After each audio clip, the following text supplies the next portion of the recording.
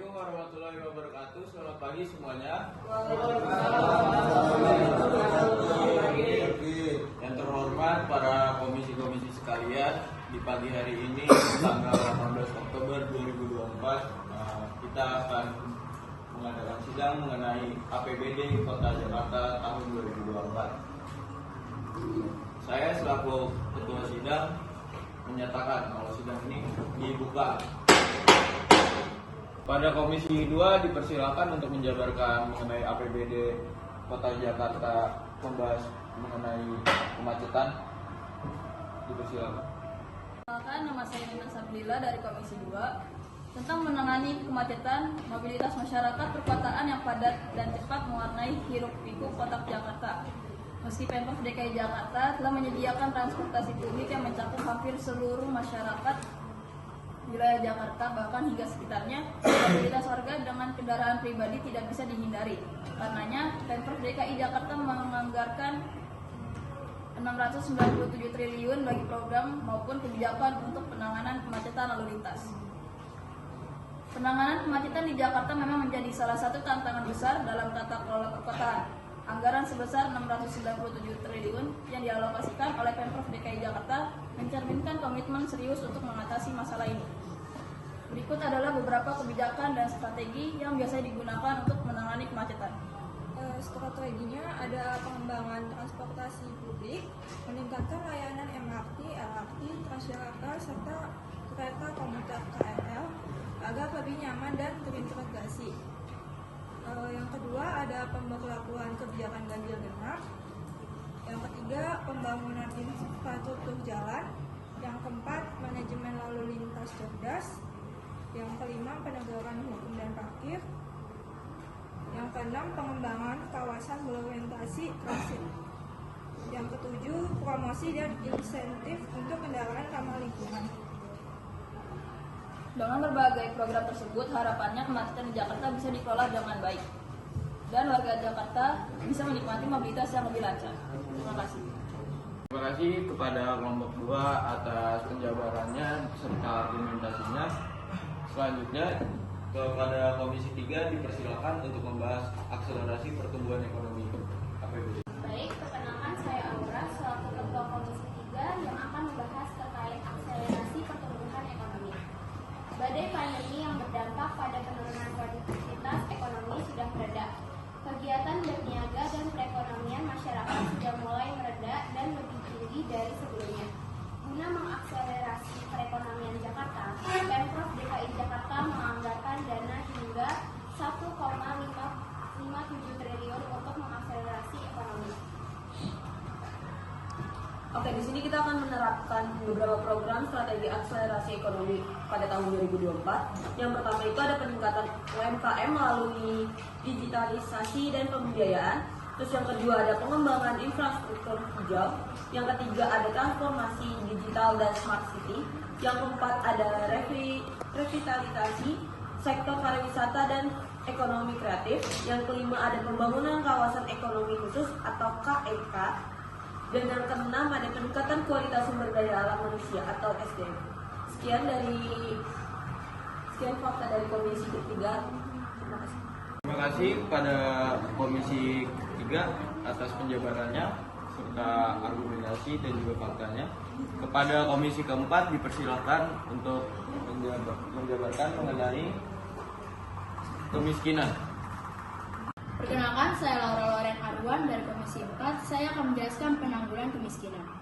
Kesejahteraan masyarakat Jakarta menjadi prioritas Pemprov DKI Jakarta. Presentasi kemiskinan masyarakat Jakarta di angka 44%.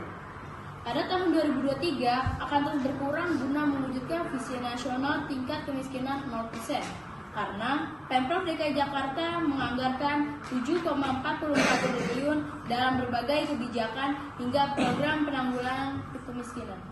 Di mana kita tahu sendiri penanggulangan kemiskinan adalah serangkaian upaya yang dilakukan oleh pemerintah, masyarakat, dan berbagai pihak yang terkait untuk mengurangi atau mengatasi masalah kemiskinan dalam suatu wilayah. Terdapat beberapa wilayah di Indonesia yang memiliki tingkat kemiskinan tinggi.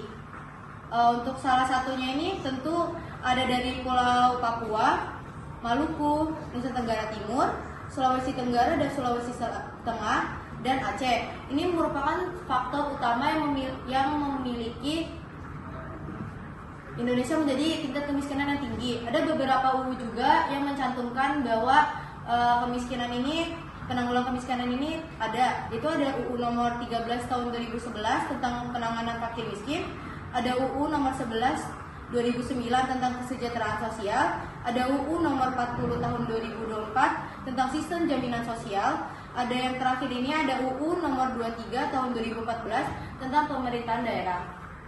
Baik, di sini saya akan membacakan beberapa langkah yang bisa diambil untuk menanggulangi kemiskinan. Yang pertama ada di bidang pendidikan, itu dengan cara meningkatkan akses dan kualitas pendidikan untuk memberikan keterampilan yang dibutuhkan pasar kerja.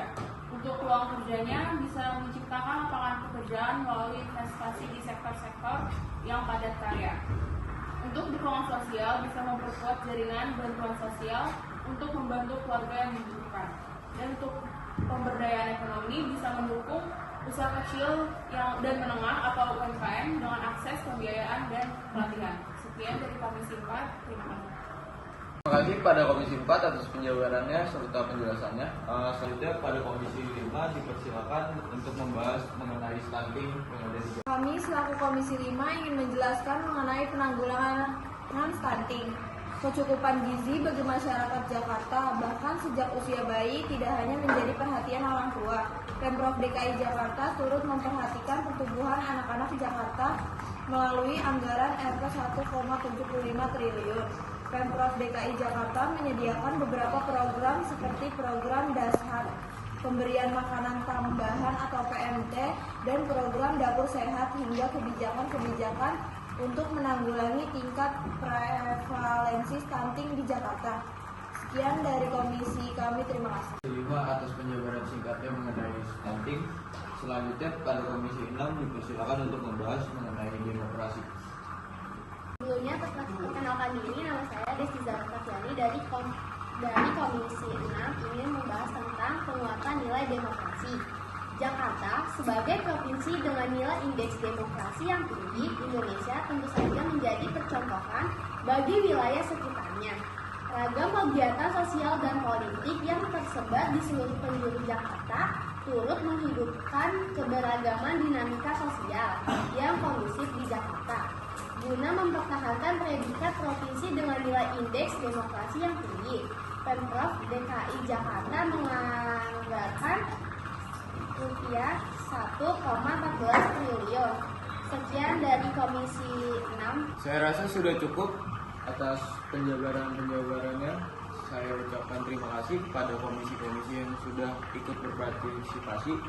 Selanjutnya kita buka sesi tanya jawab.